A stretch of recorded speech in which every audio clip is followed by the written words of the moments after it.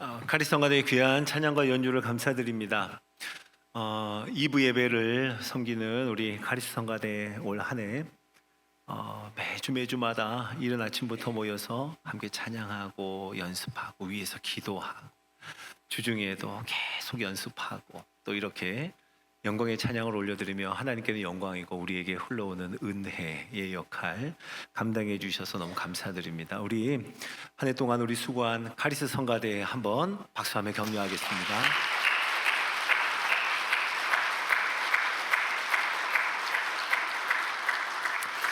또 우리 찬양단 올해부터 이렇게 찬양단 새롭게 시작하여서 매주마다 여러분 1부, 2부 예배를 저하고 같이 항상 1부, 2부 예배를 이렇게 같이 드리는 우리 찬양단 너무나 감사를 드립니다. 우리 주일 예배 찬양단을 위해서 우리 함께 격려하며 박수할까요? 너무 감사합니다.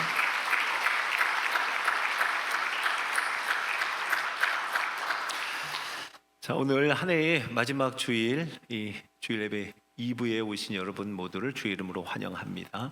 온라인으로 참여하시는 성도님들에게도 큰 은혜가 오늘 임하기를 소망합니다. 같이 기도하겠습니다. 하나님 아버지, 은혜와 사랑을 감사드립니다. 간절한 소원을 담아 하나님 앞에 나아가는 심령, 이 공동체를 우리 주님이 받으사 참된 예배자가 되게 하여 주옵소서. 어두움 가운데 빛으로 임하시는 주님을 보게 하여 주시고 그 주님 따라가게 하여 주시옵소서. 어두움의 형편이 있다면 우리 주님이 밝은 빛이 되사 우리의 손을 붙잡아 주시고 그 주님을 의지하는 빛 가운데의 삶이 되게 하여 주옵소서. 시험당하는 어두움이 있다면 십자가의 능력이 우리에게 빛이 되어 주셔서 그 빛으로 십자가의 능력으로 이겨내는 우리 모두가 되게 하여 주옵소서. 오늘 예배를 통하여 하나님의 밝은 빛이 비추이게 하여 주시고 빛과 소금이 되어 걸어가는 우리들의 모든 삶 되게 하옵소서. 예수 그리스도의 이름으로 기도드립니다. 아멘. 자, 오늘 사무엘하 7장 4절부터 읽었는데요. 사무엘하 7장 이렇게 시작합니다. 1절을 보면은요. 우리 같이 읽어볼까요? 자, 시작. 여호와께서 주위의 모든 원수를 무찌르사 왕으로 궁에 평안히 살게 하신 때에 아멘. 여호와께서라고 하며 다윗의 인생에 끊이지 않았던 그 많은 원수들, 그 원수들을 물리치신 분이 하나님이심을 말씀하시고요. 지금 다윗이 궁에서 평안히 산다 하는데 궁에서 편안히 살게 하신 이도 바로 하나님이심을 말씀해 줍니다. 네, 그렇습니다. 오늘 성경은 다 하나님이 하셨다. 하나님이 하셨습니다. 이렇게 말씀해 줍니다. 사랑하는 성도 여러분, 오늘은 올해 마지막 주일입니다. 올 한 해 우리들의 삶에 하나님이 다 하신 줄로 믿으시기 바랍니다. 예, 하나님이 다 하셨어요. 자, 다윗은 오늘 그 하나님을 또 하나님의 은혜를 생각하면서 꽤나 기특한 생각을 합니다. 그리고 그것을 나단 선지자에게 상의해요. 이런 상의입니다. 나는 이렇게 백향목 궁에서 평안히 살고 있는데 하나님의 괴는 아직도 장막 휘장 가운데 있도다라고 해요. 이런 의미입니다. 내 집은 지금 백향목 궁으로 만든 이 집에서 내가 살아보니 너무너무 좋은데 하나님의 집은 아직도 변변치 않은 텐트, 그 장막 속에 있다. 이것이 내 마음에 걸린다는 말입니다. 여러분 언뜻 들으면 하나님을 위하는, 하나님을 향한 참 귀한 마음인 것 같아요. 그런데 다윗의 마음을 조금 더 깊이 들어가 보면, 깊이 생각해 보면 이런 마음이에요.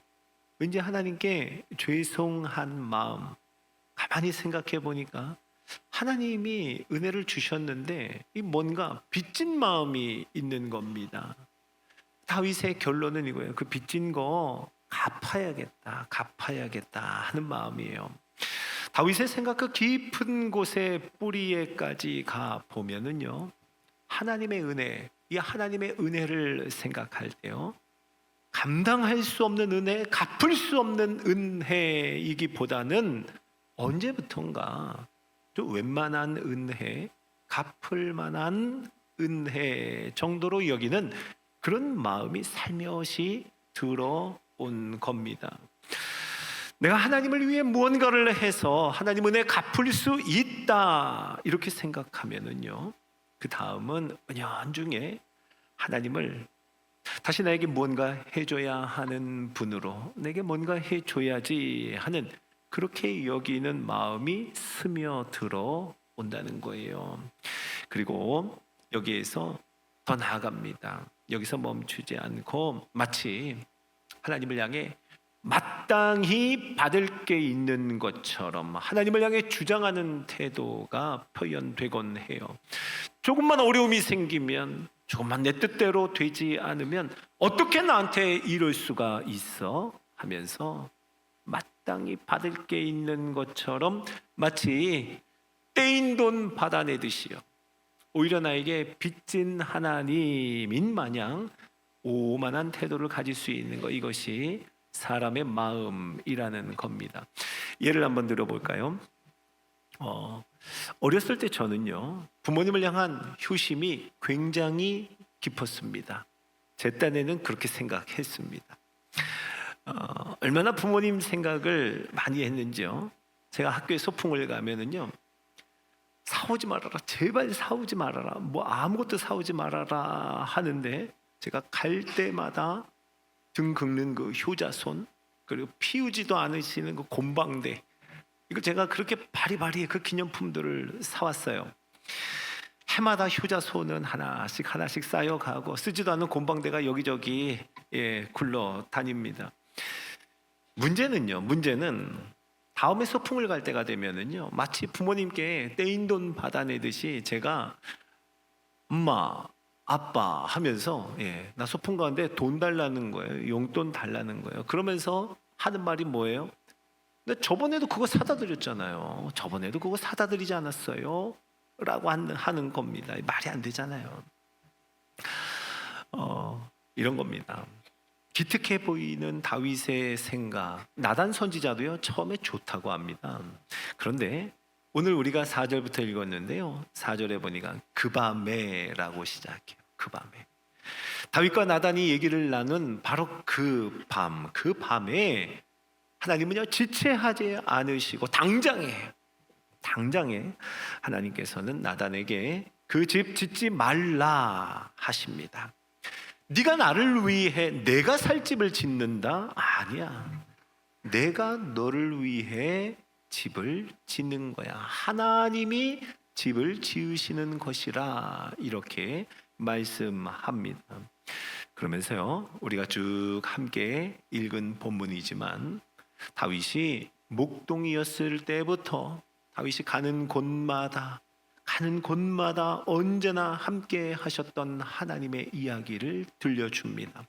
모든 원수들을 다윗 앞에서 다 멸하셨던 그 하나님의 일하심, 하나님의 손길을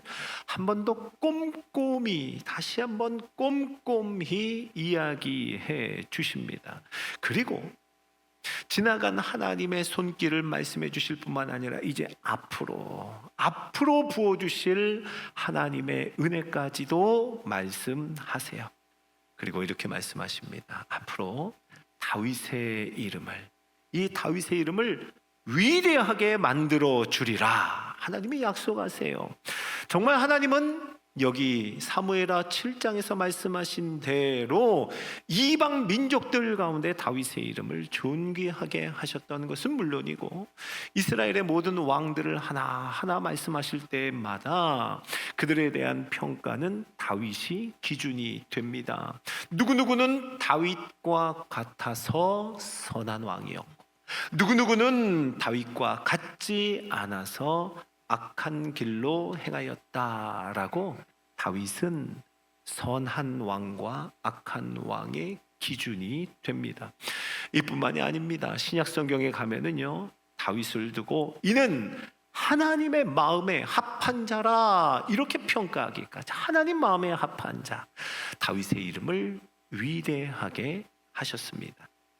그리고 오늘 하나님은 다윗에게 또 이렇게 약속하십니다.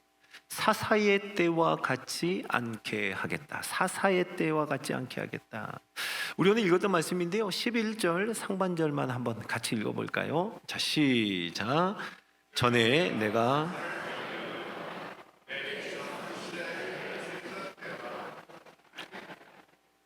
너를 모든 원수에게서 벗어나 편히 쉬게 하리라. 아멘.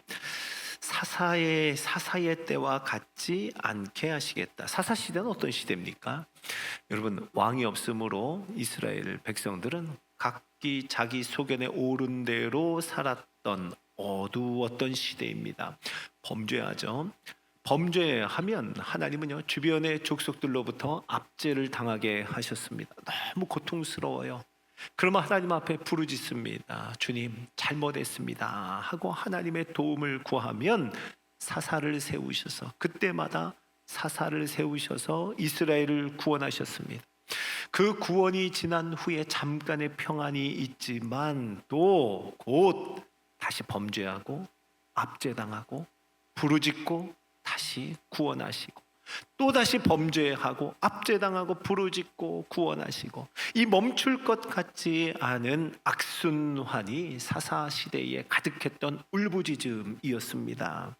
안식의 땅에 들어가기는 했어요. 그런데 안식의 땅에 들어가서 안식하지 못하는 하나님의 백성입니다. 안식의 땅에서 정작 울음, 눈물이 그치지 않았던 이스라엘이었습니다. 그러나 다윗에게 하나님이 이제 약속하세요. 이제는 편히 쉬게 하리라. 안식의 땅에서 안식하게 하시겠다라고 말씀합니다. 이것이 다윗에게 이루실 하나님의 약속이었어요. 자, 여기서 하나님의 약속은 더 나갑니다. 어디까지요? 다윗이 죽은 후에도 너의 후손을 세워서 계속해서 이 나라를 견고하게 하리라. 다윗이 죽은 후에까지도 약속하시는 하나님의 정말 대단한 언약을 보게 됩니다. 여러분, 이런 거예요.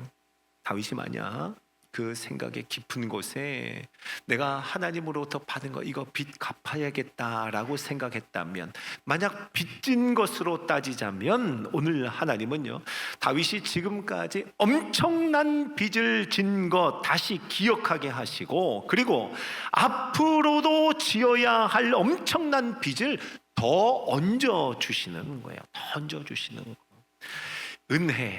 은혜라고 밖에는 달리 표현할 길이 없는 하나님의 약속이었습니다. 자, 사랑하는 성도 여러분, 하나님은 또 하나님의 은혜는 우리가 생각하는 정도, 우리가 구할 수 있는 정도, 그 정도의 은혜가 아닙니다. 한마디로 하나님의 은혜는 우리 수준이 아니에요. 우리 수준이 아닙니다. 이것을 에베소서에서는 이렇게 말씀하죠. 에베소서 3장 20절 한번 같이 읽어봅시다. 자, 시작.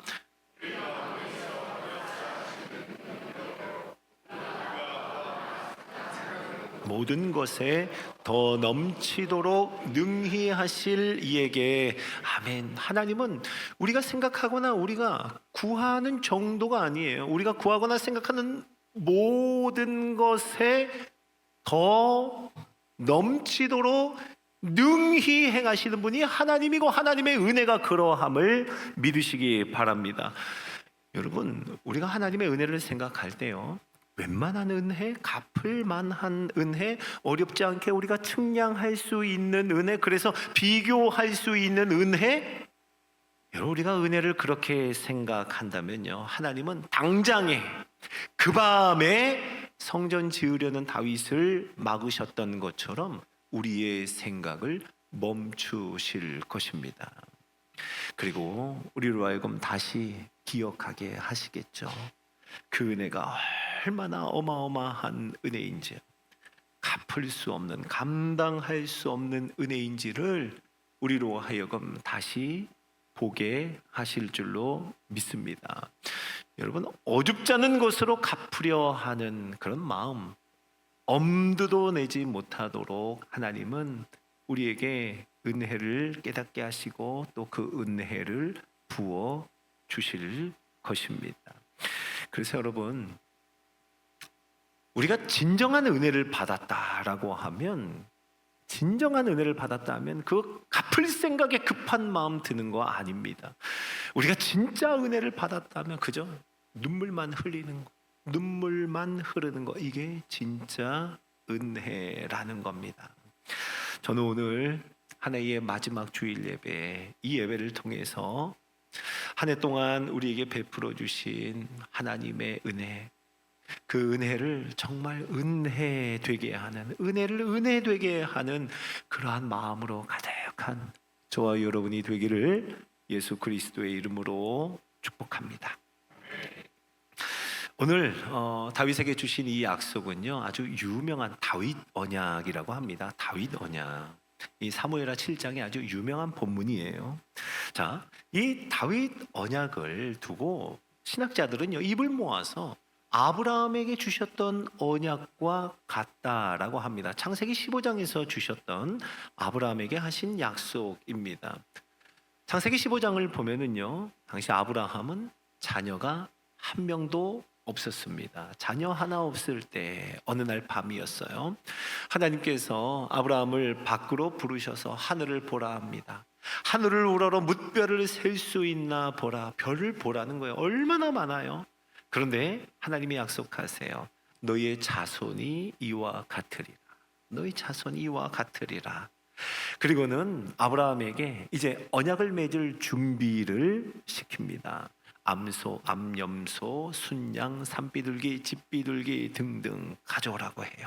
그리고 당시 고대 근동의 언약, 베리트라고 하는 이 언약의 방식대로 준비하게 하십니다. 소, 양, 염소, 비둘기들을요, 둘로 쪼개는데 똑같이 대칭이 되도록 이렇게 쪼개는 겁니다. 그리고 쪼개진 동물의 사체를 이렇게 버려 놓습니다. 한번 상상해 보세요.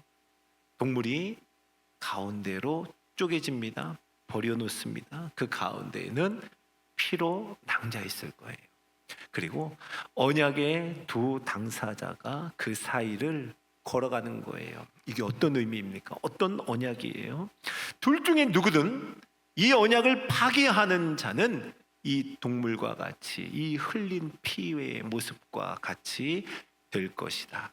여러분, 굉장히 엄중한 약속이었고 어마어마한, 무시무시한 언약이었습니다. 그런데요, 창세기 15장을 보면 하나님께서 아브라함과 이 언약을 맺으실 때 아브라함으로 하여금 다 준비하게 해 놓습니다. 준비만 하게 해 놓고는 정작 아브라함을 깊이 잠들게 하세요. 아브라함은 잠이 듭니다. 그리고 하나님 혼자서 그 쪼개놓은 고기 사이, 피가 낭자한 곳을 하나님이 홀로 지나가시는 거예요. 이게 무슨 의미입니까? 이 모든 언약의 책임은 하나님께서 홀로 지시겠다 하는, 이 언약은 하나님이 홀로 이루시겠다 하는 은혜의 의미입니다. 여러분, 한번 그 후로 성경의 이야기들을 기억해 보세요. 아브라함의 하나님, 이삭의 하나님, 야곱의 하나님, 이스라엘의 하나님, 12지파의 하나님이죠. 그 12지파의 하나님으로 구약에 일어난 모든 일들을 한번 생각해 보세요. 언제나 언약을 파기한 것은 이스라엘이었습니다. 그럼 마땅히 피 흘리고 쪼개져야 하는 것도 이스라엘이었어요. 하지만 하나님은 단 한 번도 하나님의 언약을 무효화시키지 않고 그 언약을 끝까지 이루시며 그 언약을 파기하지 않고 그 언약을 언제나 배반했던 이스라엘에게 긍휼을 베푸시고 살 길을 내어주시고 생명을 주시고 하나님의 약속을 홀로 이루어 가셨습니다. 이제 아브라함에게 약속하신 땅, 그 땅을 이스라엘에게 주셨어요. 그리고 아브라함에게 약속하셨던 그 불가능할 것 같았던 바로 그 약속, 별과 같이 수많은 자손들이 이제 한 민족, 한 국가를 이루어서 하나님이 약속하신 땅에서 평안을 누리고 있는 겁니다. 그래서 성경학자들은요, 아브라함의 언약에서부터 이어지는 이 다윗의 언약 속에도 여전히 하나님이 하신다, 하나님이 이루신다 하는 약속이 가득하다는 거예요. 오늘 사무엘하 7장을 보면은요, 하나님이 말씀하시는 중에 1인칭 주어 내가라는 주어가 23번이나 반복이 되면서 하나님께서 지금까지 행하신 일, 지금 하고 계시는 일, 그리고 장차 하나님께서 이루실 일들을 모두 다 내가 했고 내가 하고 있는 일이며 앞으로 내가 이룰 것이다, 모든 것 주님이 이루실 것을 말씀해 줍니다. 너가 하나님의 집을 짓는 것이 아니라 주님이 너를 위하여 집을 지을 것이라고 말씀하는 거예요. 그리고 하나님 말씀하셨죠. 다윗의 씨에서 나게 될 그 왕위를 영원히 견고하게 하시겠다. 나는 그에게 아버지가 되고 그는 내게 아들이 될 것이다. 이 약속은 1차적으로는 다윗의 아들 솔로몬에게서 이루어졌지만 더 나아가서, 이것은 멀리 더 나아가면 완전한 언약의 성취로 오시는 다윗의 씨에서 나신, 다윗의 자손으로 오신 누구예요? 예수 그리스도를 의미하는 겁니다. 여러분, 아브라함과 언약을 맺으실 때와 같이 우리를 위해 쪼개지시고 피를 흘리시고 찢기심을 당한 분, 바로 예수 그리스도이십니다. 그리고 다윗의 자손으로 오신 분, 예수 그리스도예요. 그래서 신약성경이 시작하는 마태복음 1장 1절 제일 첫 번째 구절은 이렇게 우리에게 선언합니다. 자, 마태복음 1장 1절 읽어볼까요? 시작. 아브라함과 다윗의 자손 예수 그리스도의 계보라. 아멘. 아브라함에게 약속하셨던 하나님, 다윗에게 약속하셨던 그 하나님이 그 약속을 이루사 아브라함과 다윗의 자손 예수 그리스도, 우리의 구원자가 나셨습니다. 아멘이시죠? 여러분, 이 하나님의 약속을 받은 오늘 다윗은 하나님을 향해 이제 이렇게 고백합니다. 그의 고백이 달라졌습니다. 우리 사무엘하 7장 18절 말씀 같이 읽어보겠습니다. 시작.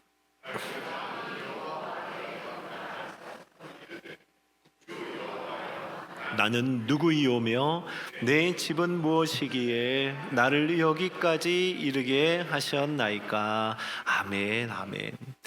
다윗의 변화가 보이세요? 나는 누구오며 내 집은 무엇이기에 내가 무엇이기에.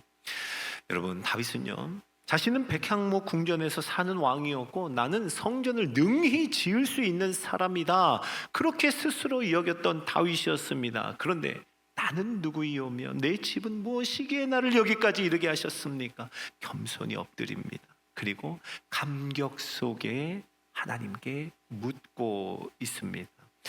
다윗이 한 고백 속에 자기 자신을 10번이나 종이라고 부르면서 하나님과의 차이, 그 격차가 얼마만큼인지를 인정합니다. 자신을 한없이 하나님 앞에서 낮추고요, 하나님을 지극히 높은 분으로 고백한다는 거예요.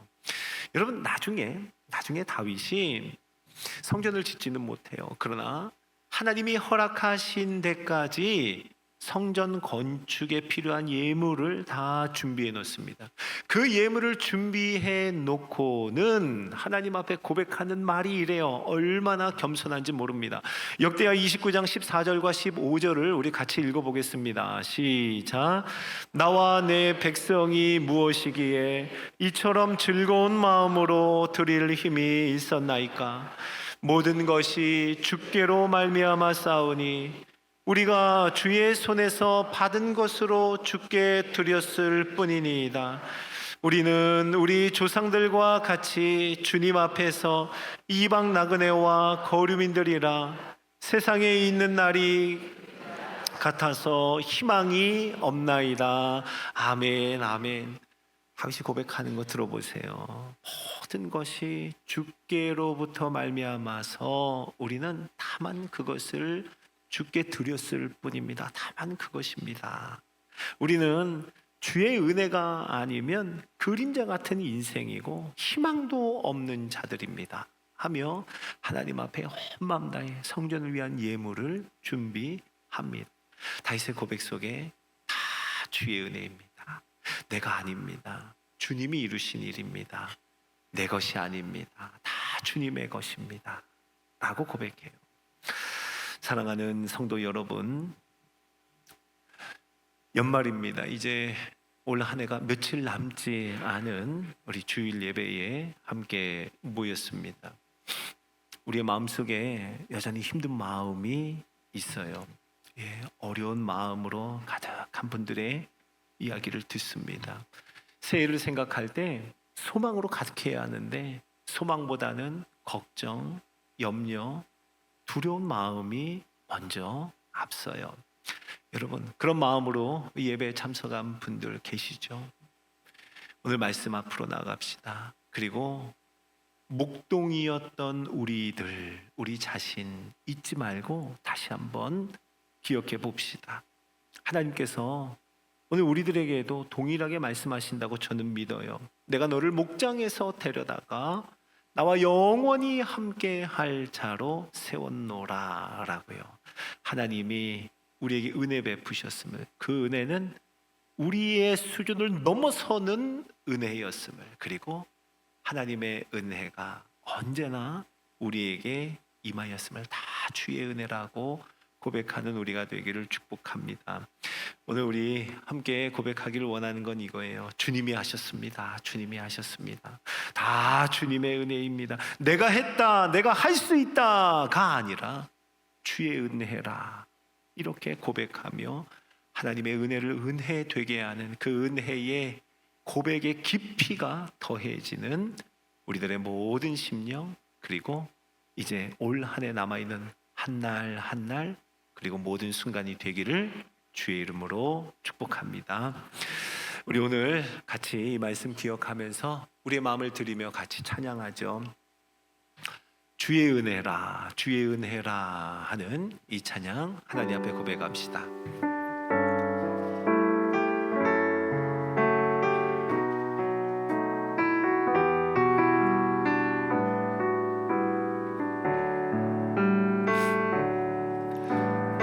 지금까지 지내온 것은 주의 은혜라, 주의 은혜라. 지금까지 지내온 것은, 다시 처음부터요.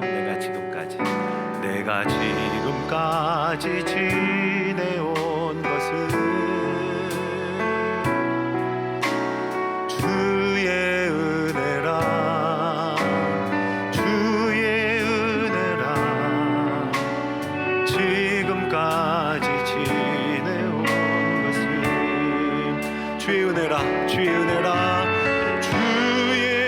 은혜라, 주의 은혜라. 지금까지 지내온 것은 주의 은혜라, 주의 은혜라. 지금까지 지내온 것은 내가 내가 하나님의 자녀 된 것은, 내가 하나님의 자녀 된 것은 주의 은혜, 주의 은혜입니다. 주의 은혜라, 주의 은혜라. 하나님의 자녀 된 것은 주의 은혜라, 주의 은혜라, 주의 은혜라, 주의 은혜라. 하나님의 자녀 된 것은 주의 은혜라, 주의 은혜라. 하나님의 자녀 된, 내가 이 자리에 서 있는 것은, 내가 이 자리에 서 있는 것은 고백합시다. 주의 은혜입니다. 주의 은혜라, 아멘. 주의 은혜라. 이 자리에 서 있는 것은 주의 은혜라, 주의 은혜라, 주의 은혜라, 주의 은혜라. 이 자리에 서 있는 것은 주의 은혜라, 주의 은혜라. 이 자리에, 자, 우리 두 손을 가슴에 얹고, 내가 하나님의 자녀 된 것은, 내가 하나님의 자녀 된 것은 주의 은혜라, 주의 은혜라, 주의 은혜라. 하나님, 다시 한번요. 자, 두 손을 가슴에 얹고, 내가 하나님의 자녀 된 것은 주의 은혜라, 주의 은혜라, 주의 은혜라. 하나님의 자녀 된 것은 주의 은혜라, 주의 은혜라, 주의 은혜라.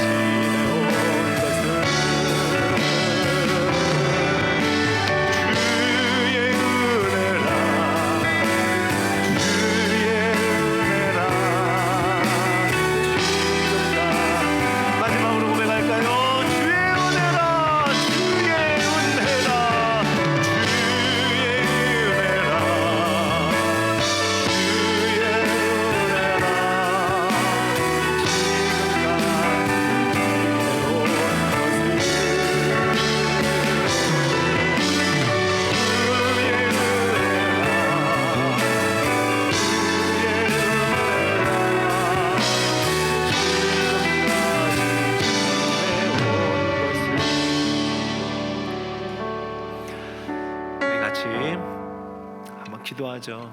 하나님의 은혜를 고백하는 기도를 드립시다.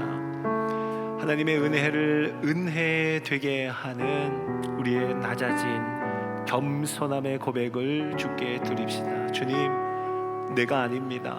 하나님이 하셨습니다. 다 주의 은혜입니다.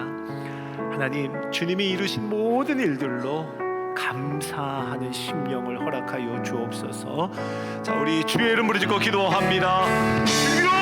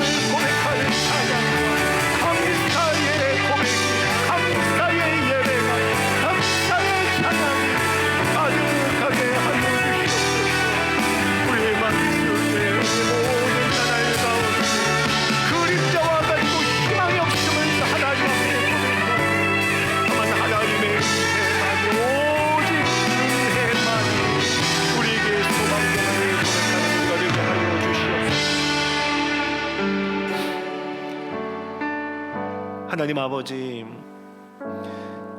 다윗의 마음을 다시 새롭게 하시고 다윗의 마음을 다시 낮아지게 하시며 다윗으로 하여금 하나님의 은혜가 은혜되게 고백을 회복시켜 주신 하나님의 은혜를 감사드립니다.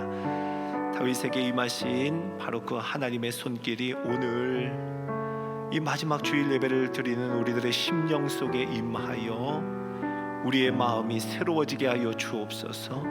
우리의 고백이 회복되게 하여 주옵소서. 병든 영혼이 치유받게 하여 주시옵소서. 내가 아니라 내가 할 수 있다가 아니라 하나님이 하셨습니다. 다 주님의 은혜입니다. 주의 은혜라 남김없이 고백하는 하나님의 은혜를 은혜 되게 하는 우리 모든 심령 되게 하여 주옵소서. 이제 하루하루 올해 남은 시간들이 지나가는 바로 그 시간 속에서 하나님의 은혜가 충만히 흘러 넘치게 하옵소서. 감사하며 우리 구주 예수님의 이름으로 기도드립니다.